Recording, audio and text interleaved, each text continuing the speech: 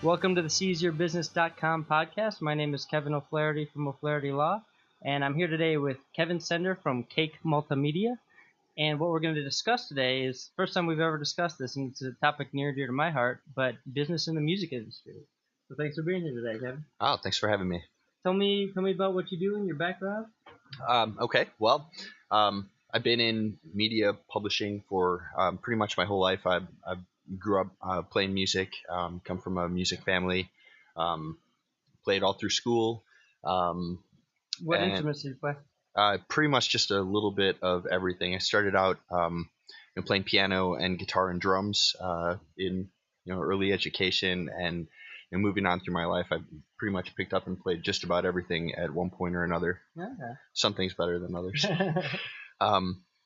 Then along with playing, I also worked as a DJ for quite a long time, did a little bit of touring, did a lot of production work. I have Touring as a DJ? Touring as a DJ. Wow. How'd you fall into that? It's just something that I decided that I wanted to do, and with a good deal of practice and work, I started working locally as a nightlife DJ. Just pursued traveling and made connections, and it just kind of happened. A whole lot of work, nothing like that. It just kind of happens by accident. So, it's something that I focused and worked on for quite some time, and something that I also kind of grew out of. Nightlife is great; it's a great place to work, but everybody burns out on it eventually. Some of us just burn out on it a little earlier than others do. So yeah, I used to play in bands myself and host open mic nights, and I definitely hit that burnout point. I wasn't touring or anything, but just being up at a bar at 2 a.m, on a Tuesday night kind of gets old after a while. So. Well, it was always something that I did as a second full-time career. I at the same time, I've always had an entrepreneurial spirit, and for a long time, I had a corporate day job that I was working as kind of my full-time main source of income. And there comes a point where you're working a full-time day job and then working Thursday, Friday night from 9 p.m. until 4 a.m. and then waking up and doing it again. My body couldn't take it anymore, and that was kind of the end. So, I parlayed that experience into a different kind of business plan. So tell me about setting up your business and what you do with Cake Multimedia. Well, Cake Multimedia, I founded in 2013. I'd actually been working for another business that I was a partner in for quite some time. In 2009, I left, kind of my big box retail day job to pursue a more full-time entrepreneurial career in media publishing. We started a video company that still exists and I still work for, but I got kind of tired of doing specifically video development for a fairly long period of time. So started Cake Multimedia in 2013 to really focus on all the other things in multimedia that I really enjoy, website development, content development, and then obviously content management and distribution.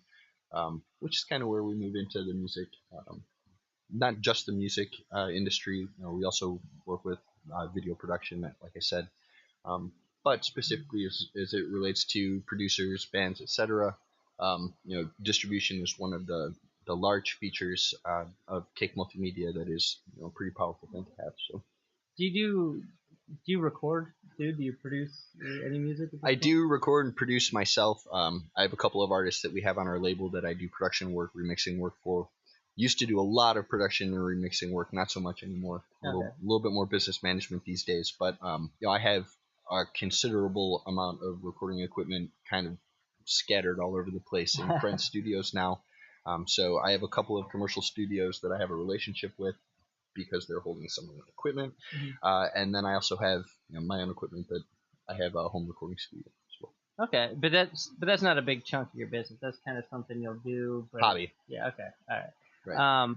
So when we talk about distribution, once people have a recording, once people have a band or any other business, you help get them out in front of people. Right. Exactly. We can help people really learn to find their audience and manage their audience, and then manage transactions once they find that audience and learn how to control it. Tell me a little bit about how that works in the music industry, and then I'd like to talk about how that would translate to other businesses, because I know that when I started my business, a lot of the same principles applied from promoting your band to promoting your business. I had a real big head start on most business owners because I was used to building a fan base and using multimedia to do that. And there's a big overlap there between the music industry and everything else. Absolutely. But talk about how the music industry works. I'm really curious about this. I've never talked to anyone in detail about this. Well, things maybe not so much immediate. Things are always changing in the music industry. As of recently, faster than ever. But if you take a look at how things have changed, even in the last, let's say, 10, 15, 20 years, the transition from hard media, albums, cassette tapes, DVDs. Remember, there were laser discs for a while. That happened. All of those things transitioned into digital, and it's taken kind of a long time in comparison to that medium transfer happened very quickly. One day there were DVDs, and the next day we had these things called iPods, and everyone was just dumbfounded, right? Well, the transition to actually understand how to control and monetize those media assets, that type of content, has taken a considerably long time to kind of standardize, if that makes sense.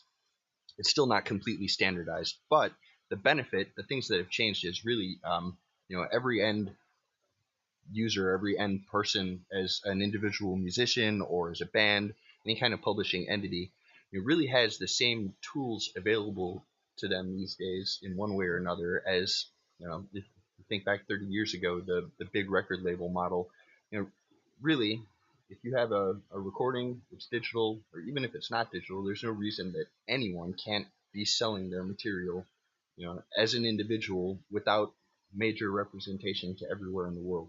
Because before, I mean, you needed a major record label to basically get your albums out into CD stores, right? Right, exactly. And radio play, anything like that was really difficult, and it wasn't impossible for an independent to find success, but it was really kind of a rare thing where you'd get a one-hit wonder or someone who struck it really lucky, and they would blow up without a record label support. It was really a rare thing, and for the most part, the deals that were offered to what we would know as monster artists a while ago, those were really loans, and based on whatever kind of deal was brokered, and that's why you hear a lot of people these days that may have published a hit or even tons of hits, and now they're sitting around broke, going, "Well, what happened to me?"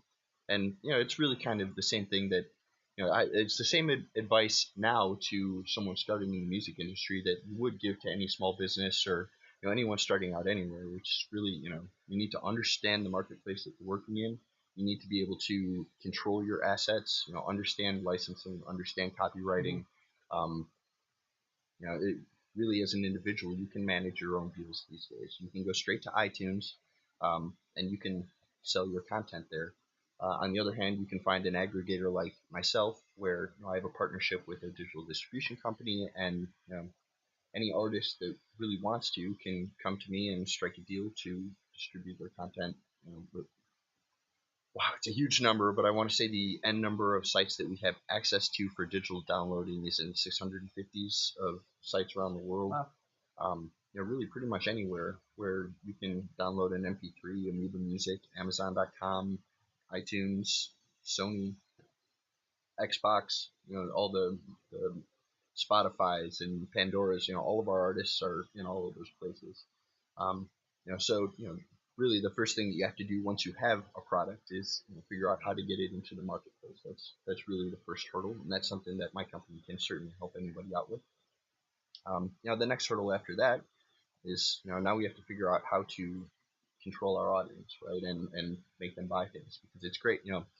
We've all heard Taylor Swift get on get on a podcast similar to this and complain about she doesn't like her Spotify rates.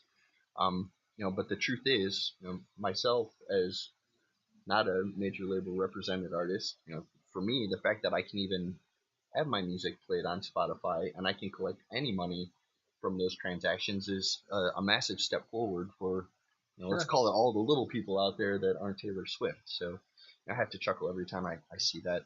She's got a fantastic deal, and she's going to complain about the rates. I guarantee she doesn't know what Spotify's rates are. Well, be I'd be careful what surprised you if say she did. about Taylor Swift, because that's my 3-year-old's favorite artist by far. So you might upset my 3-year-old if you start bashing her on the podcast. That's all right. It's and I know the words She's to only almost my all of her model. songs. She's only my data model anyways. So. So Sorry, Taylor. Nothing personal. Yeah, she might write a song about you. I hope she does. The I'll sue her. Yeah, well, come talk to me about that if you need to. The way I understand it though is that most of the money that at least smaller artists make is off playing shows, not selling the music online, right? Absolutely. So, the truth is, the amount of money an artist makes, an end artist after the whole entire world in the digital marketplace takes their skim is pretty small. The trick to overcoming that as an independent is definitely to work in volume. The more you publish, obviously, the more material is out there, and the more listens you're going to get. Make sure that you're really diversifying your income as well. If you're a musician, have a T-shirt, have 5 T-shirts, have 5 albums, release singles, release EPs, release LPs, get on compilations. Do everything that you can to put yourself absolutely everywhere that someone can find you. That's really the starts of it all. Then, like you said, playing performances is a huge thing. Um, you know, the next big complaint is that it's very hard to get bookings. It's the truth. It is hard to get bookings. There are a lot of philosophies out there as to how a person should manage themselves. Take every booking, whether it's paid or not. There's one philosophy. Only take paid bookings, and premier audiences is another philosophy. I don't really have a preference or a piece of advice to give other than if you're not playing the show, you're definitely not making any money. You're not gaining any fans. You're not doing anything for yourself. You're playing a free show, at least where someone is listening. Great, you're gaining something from it. Just make sure that when you leave that venue and you perform for free, hopefully you're taking names. You're building your email list. Exactly. Collect business cards. Do whatever it is that you have to do to gain control, so that those people who saw you the first time, you can at least contact them next time you're maybe doing a paid show, and maybe sell them pre-sale tickets, or offer them a free download on your website. There are a lot of different strategic methods you can follow to make sure that even when you have a free interaction with someone, that you benefit from that interaction. That applies across business platforms. We hand out balloons at GrowFest every year, and the first year we didn't have an email list that we were taking down, and it became a lot more valuable to us once we said, hey, we're doing this free raffle. You're giving away Cup and Sox tickets. All you have to do is put it on your email, and now I've built my fan base that way. And it's important to do that at all your shows too if you're playing out. Yeah, another really interesting kind of fact is that older thoughts were, we have to be the most talented band, write the most popular song, and have that hit, have the look, in order to get that record deal. And that may have been the case a long time ago, where things have really changed now. The artists that I'm talking to, the labels that I'm talking to now, the advice that I'm really giving is, if you are managing yourself the best way that you can, and doing all of the things that you need to do, maintaining your own ticket sales, managing your own ticket sales, publishing and controlling your own music, your actual publishing rights, you're managing your revenue stream, you're going to be far more attractive to a label that is looking to grow their business, because you're not so much a risk anymore. Sure. They can look at you and say, okay, well, yeah, okay, we like your song, but what are you doing? And if you can look at them and say, okay, well, here's my sales reports for the last year. No, they're not great, but we have distribution. We're in all these places. We have an audience. I have a mailing list. If you can show them, hey, listen, we're a business. We have a plan. We're moving forward. Then that label's going to look at you as an investment opportunity instead of a risk. We actually worked with, on our roster last year, we had a metal band that I kind of scooped them up after they had a bad experience with a label in Europe. And that was really kind of the same advice that I gave them. I knew, frankly, I'm not really huge into metal. I'm not established in that marketplace, but the basic services and advice that I was able to give them on how they should move forward from where they were at to get to the next place. Set them up to. We did a music video for them. It looked spectacular. It got a lot of views. We set them up with a basic website. We set them up with distribution, and they started selling their music around the world. They did a great job of pushing their own marketing campaign, picked up national press, and they got picked up by another metal label. I don't feel at all threatened by that, or hey, I lost a band from my label. That's a success story. To me, that's a trophy. I'm not looking to, my business platform isn't to find a one-hit wonder. I'm not out there looking to, create the next U2 or anything like that. My business plan is to help artists, figure out how to move on to the next thing, whether it's the next growth of their own self-management or exactly what happened to that group, which was they got scooped up by another label, and now they're moving on to the next phase of their growth, which is a success story to me. So well, and for a lot of bands, I know you said bookings can be hard to get, and it kind of depends on the type of booking you're looking for. To me, it's all about fan base building. If you can drag 40 people out to a show on a consistent basis, at least in the suburbs, you can get booked at any bar you want, probably. Absolutely. And you can get back there every month, and then you've got a tentpole place that you're playing every month that you can build your fan base from, and if you can get a couple of those, that's at least a start. The trick is getting people to come out to see you over and over and over again, and I don't know what the trick to that is. Well, the trick to that is managing your fan base growth yourself. Email campaign lists are a huge thing. Collect use what you have. Free song giveaways. Free whatever. Exclusive.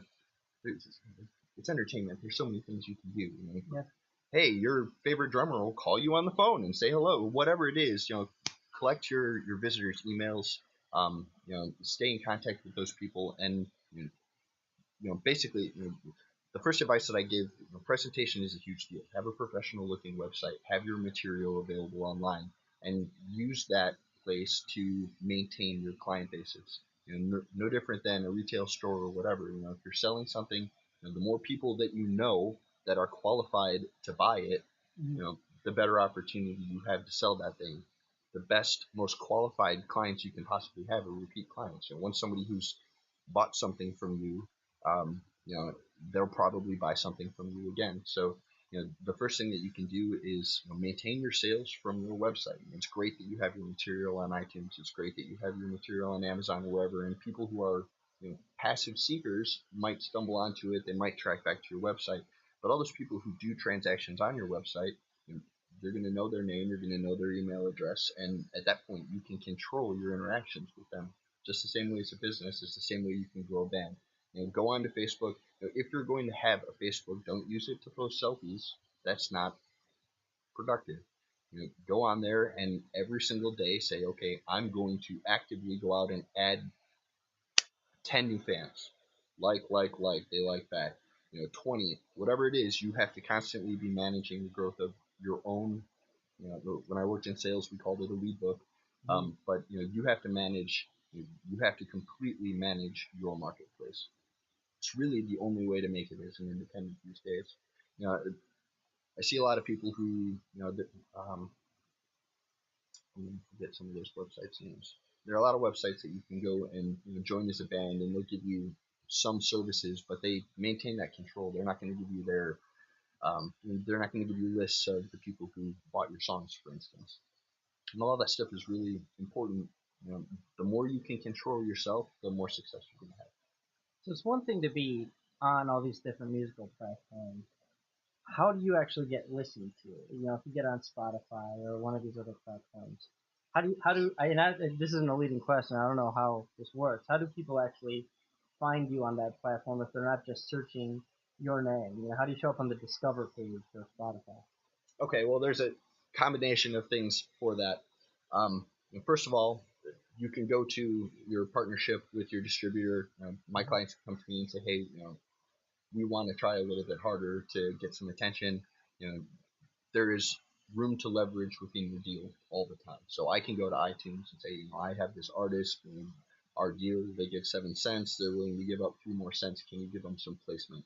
That's one way to go about it. The other nice part about being on something like a Pandora or Spotify is that its purpose is to push new flavors to people. Mm-hmm. It's an advertisement-driven engine, so it doesn't really particularly care. Sometimes programmatically it cares, but emotionally it doesn't care which band gets played next. So by nature of being in those places, it's going to through keywording, through genre association, it's going to push. If I like Wilco, songs from bands like Wilco, one of our artists, 3,000 Rivers, for instance, very similar. Like that search engine is automatically going to find people that like that genre and give them new options. Oh, so it's not like competing on Google or something like that, where you've got to do all these tricks to rank. It's basically just getting it out there and do the proper keywords. Well, much like Google, there's a couple of ways to conquer that beast, right? There, you can increase your organic search engine optimization through Google by acting the right way, by publishing content, by volume and traffic, or you can pay for it. Very similar in the music industry. You can buy placement in places if you can afford it, and if you can't afford it, then there are ways that you can go about. That volume thing is huge. If you are constantly publishing music into a genre that you're starting to affect your percentage within that genre, it's obviously going to raise the amount of times that those systems that the number of times they call you and find you and exactly. Sure. So, what are some of the lessons that you learned in the music industry that you would translate over to your non-music clients? Oh wow, a lot of things that I'm not sure I would repeat on a podcast. No, go ahead. This is this isn't a PG podcast. Just for creatives in general, it's not even directed to musicians or bands or anything like that. I've run creative internship programs with a couple of the businesses that I've worked, and I see so many young people these days going into educational programs, and for instance, a music educational program where they come out the other end, phenomenally with a phenomenal ability to engineer, whether it's a musical instrument or a software program or whatever that is. Maybe the best motion graphics animator on the face of the planet, maybe the best saxophone player on the face of the planet, but they're spit out of these schools with absolutely no business experience, no what I would even consider like street level common sense of what to do and what not to do to move forward in an industry or move forward in a career. Um, I would suggest that everyone take a business class in school. Take an economics class. Get a really basic job. I worked at a music retail store for a really long time, and honestly, a lot of the lessons that I learned about the music industry were just from listening to guys who did it wrong and were working a job. Guys who would be at the water cooler talk, sitting around listening to guys who got a bad deal or got bounced out of a band or whatever it is. It's valuable experience, and learn those lessons from people around you. Internships are really a great experience. Young people these days, bless their hearts, do some work for free. If you don't like hearing that it's work for free, call it volunteer work instead. I don't really care, but um, you know, experience is really valuable, especially in some of these creative fields where there isn't a roadmap to how to become a rock star. To be honest with you, there's a formula, but within that formula are tons and tons of variables, and an individual or a small group or whatever can have really an incredible way on what those variables are. It's just you really have to understand your control of those variables, and that you're completely right. That stands in business, it stands in the music industry or any other creative industry there is. But specifically, in my experience with creatives, it's not just about recording a song that sounds most like what's popular right now. Your ability to engineer that output is only going to get you a song that you can listen to yourself on your iPod. There's so much more, and my experience so far is that it's not coming out of the educational institutions, and it may just be because technology and the marketplace is changing so rapidly that the people that hold the interest in those places aren't caught up yet. And I suppose that's excusable, but it's still, it's going to give people an edge if they can really dive in there. I have a young cousin who's in high school right now, and he's really getting into music production. And everything that I've told him is the only thing that's stopping you from being a music producer at 16 years old is that you haven't completed a song yet. There's nothing else stopping you. I know you have the software on your computer. I know you have a keyboard. I'm your cousin. What do you want this? You can put it wherever you want. The only thing that's stopping you is you just haven't done it yet. All the tools are available. So, What are some mistakes that you see people make because they don't have that? They haven't educated themselves on the basic things. well, I see a lot of young people, surprisingly, who are still convinced that what they see, pop culture, um, you know, the big record thing is that it's still out there. And while I'm not going to say that it's not, I mean the truth is in the younger generations. Let's look at, for instance, EDM music, DJ culture right now. You know, the big label brands, to be honest with you, are guys who caught on to the digital change right away, got on it early, and they started out little individuals. Guys like Diplo and um, I Heart Comics and all the smaller brands that 10 years ago, 8 years ago were just getting started and now have blown up. They're doing exactly what I talked about.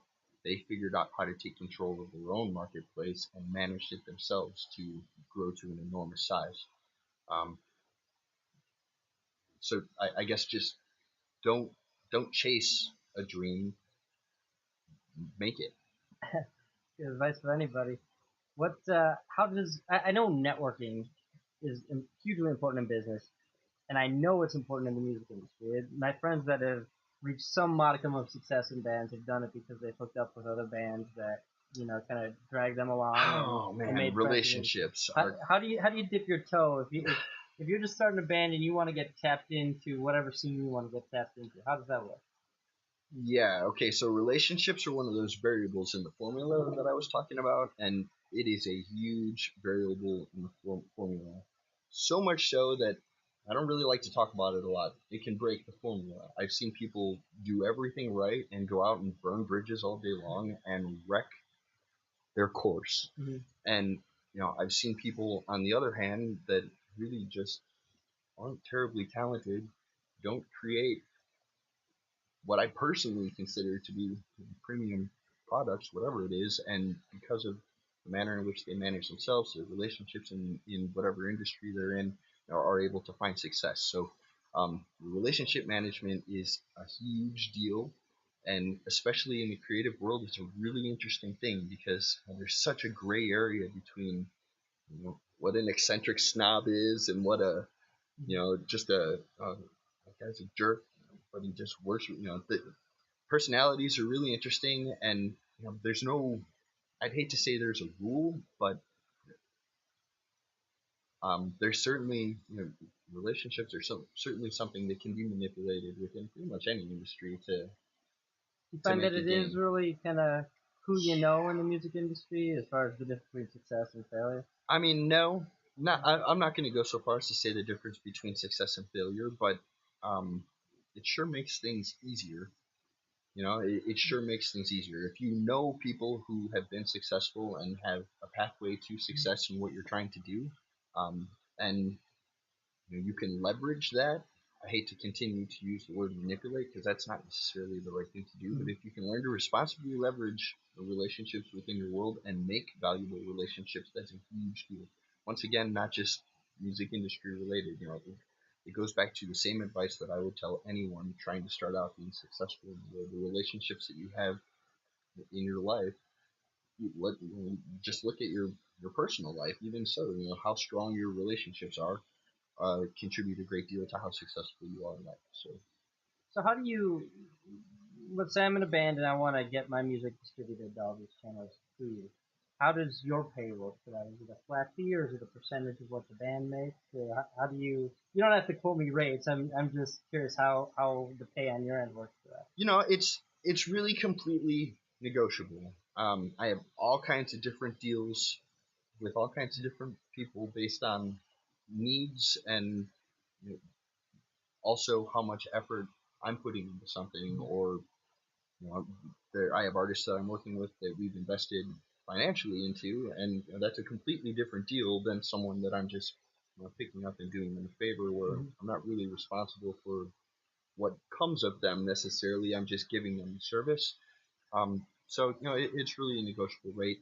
I have the ability to offer the same deal, if not better, that any major label would provide, which is I could provide up to a pass through, but the end artist would collect exactly what the distribution company pays. Is there kind of a sweet spot for how far along the band needs to be, both financially and just from a production sense before they start working with you? So should they already have a little bit of a fan base, be playing shows, making a little bit of money to pay for whatever they need to do to distribute, or does someone who's saying I've got a band together, we got some songs written, I'm gonna be looking to record soon, and I want to develop a relationship? Is that a good person to talk to? No, I don't. My philosophy, first of all, on advice is I give advice to anyone who asks for it for free, because just because I give advice doesn't mean that it's necessarily always the right advice for somebody. And while I always think I give good advice, somebody else may not. So I'm always happy to talk to a person about this type of information and see if it's a good fit. Right. And everyone has to start somewhere. So just because someone isn't necessarily a potential right client for me today doesn't mean that they might not be a couple weeks down the road. And I certainly don't like to burn bridges or shun anyone from an opportunity. And also, just because someone may not be ready for distribution doesn't mean that they're not ready for other types of services that we can provide. If you're looking to be a professional musician, you're looking to establish yourself in a community of professional musicians, you may not have recorded yet, you may not have your band put together yet, but you may need information. You're certainly going to need a website to get started from, so that on your business card you can say, here, come find me here and contact me. So I can certainly help a person establish a professional presence early on in their career, before they've even decided what exactly path they want to take in the music industry. There are a lot of things people can do in the music industry outside of just performing. So.